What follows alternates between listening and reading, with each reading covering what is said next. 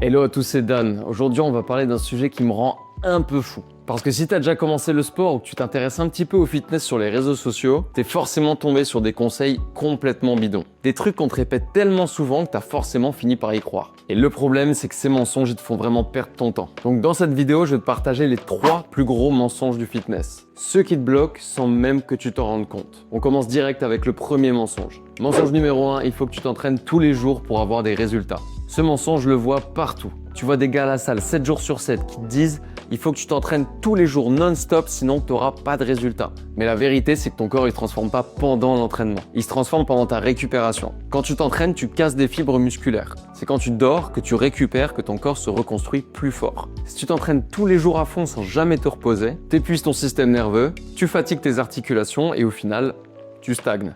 Et pire encore, tu finis blessé, démotivé ou alors en surmenage. Ce qu'il faut faire à la place, c'est de la régularité intelligente. 3 à 5 séances par semaine bien construites avec du sommeil, du repos et de la récupération. Franchement, il vaut mieux s'entraîner 3 fois par semaine pendant 6 mois que 7 fois par semaine pendant 2 semaines avant de tout lâcher.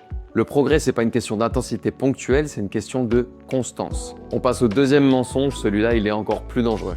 Mensonge numéro 2, il faut souffrir pour progresser. Le fameux no pain, no gain. C'est une phrase à la base qui sonne bien, mais qui détruit plus de motivation qu'elle n'en crée. Alors oui, il faut sortir de ta zone de confort, je te dis pas le contraire. Oui, il faut se challenger, mais croire que tu dois finir chaque séance allongé par terre, mort, plein de sueur pour que ce soit efficace, c'est totalement faux.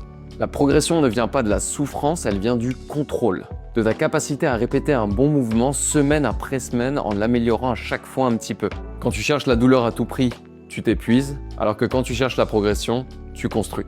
Donc ce qu'il faut faire, c'est viser la constance et non la souffrance. Une séance n'a pas besoin de te détruire pour être bonne. Elle doit te rapprocher de ton objectif. Point. Si tu arrives à t'entraîner demain, tu es sur la bonne voie. Et ça m'amène au troisième mensonge, celui qui fait culpabiliser tout le monde. Mensonge numéro 3, il faut manger clean 100% du temps. Ce mensonge, il fait des ravages. On te dit, si tu veux être fit, faut manger parfait tout le temps.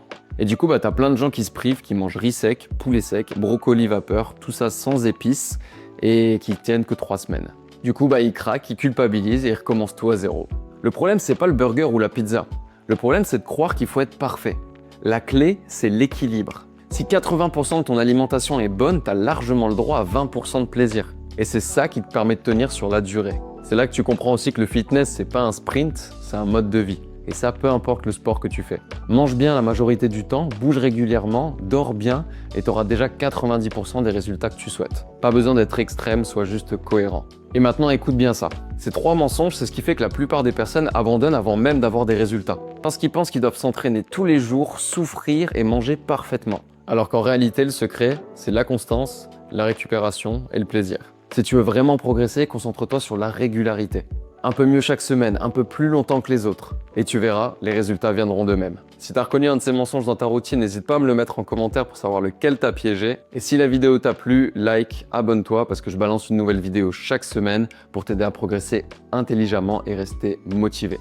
Allez, bon entraînement et n'oublie pas, sois régulier, pas parfait. À dimanche prochain.